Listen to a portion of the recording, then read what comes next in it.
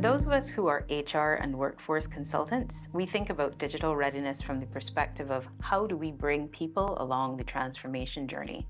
So this year's Caribbean Digital Readiness Survey really showed me that the conversation is still mainly centered around upskilling from a tools and training perspective versus engagement and culture. So on the question of what they were doing in their organizations to upskill their workforce, for example, 52% of this year's survey respondents said that they were investing in new tools, and 47% said they were partnering with consultants to train their employees.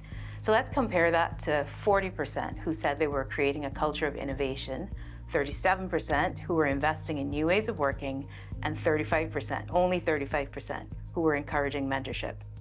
What this really showed me is that that phrase, culture eats strategy for breakfast, it really showed me that that's still true. If we're not focusing on engaging employees and embedding new ways of working into our culture, then we're not likely to see real sustainable change in our organizations.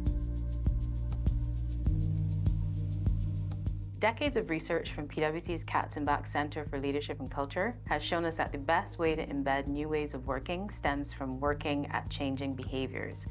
And when we say that, we're focusing on a critical few behaviors, like 3 or 5, not trying to change everything all at once.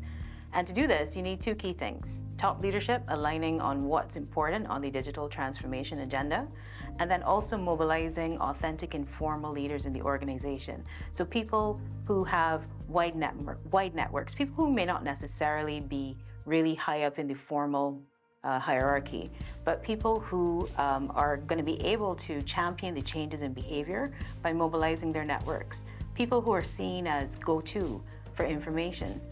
And I read this on one of our Change community chat rooms the other day. We can have the best technical solution, but if engagement is 0%, the effectiveness of the change will be 0%. And I'm hopeful that we'll see more engagement and culture work when we talk about upskilling for digital transformation. And I know a lot of people watching this might wonder what's happening in Barbados. Do we have any data? And I think what's really encouraging to see is that government and business leaders here are really prioritizing digital transformation.